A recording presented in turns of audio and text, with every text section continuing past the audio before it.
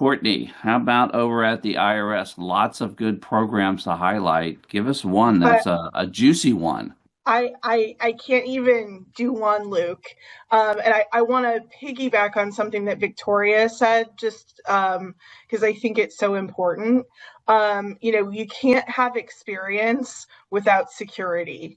That's our And Secretary the Besson. confidence, right? Have to have the Absolutely. confidence. Trust and confidence in the system. And we have to earn that trust as agencies. As you know, we're a Bureau of the Treasury. Secretary Besant has outlined our priorities as, taxpayer services and experience, improving collections, and ensuring the security of our taxpayers' information. So we are intently focused on all of those aspects, and the collections, item is something that runs the gamut of, voluntary payments to, collections where, someone needs a payment plan, on and on. So the thing that is, I think, overarching all of the work that we've done to deliver services is marrying together the experience data that we get in from feedback from taxpayers that comes to us from many directions, surveys, and you name it, we get lots of feedback, Hmm. to the operational data.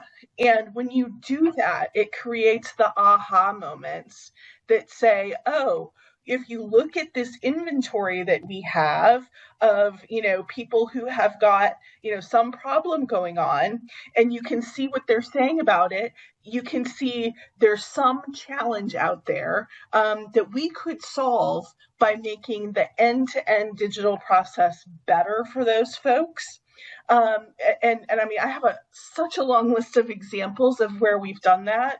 A great place for our individual and soon business taxpayers is the ability to create online payment plans.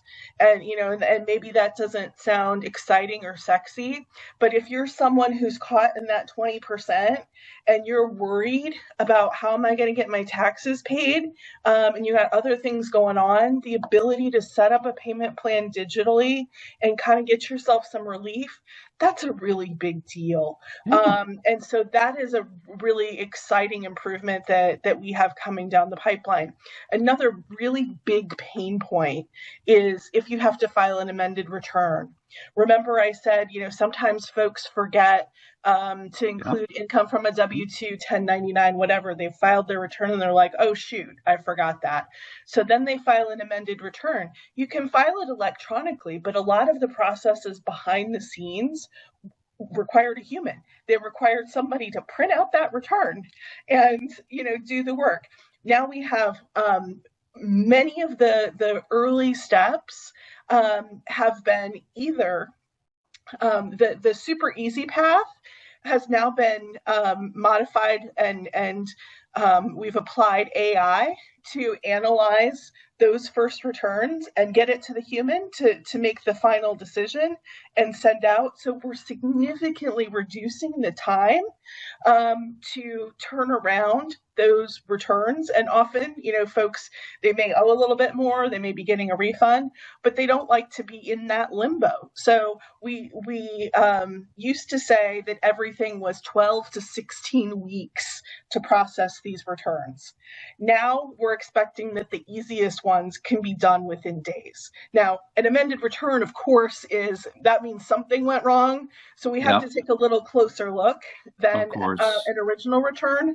But Yep. it's really an exciting development that's going to impact millions of people. Absolutely.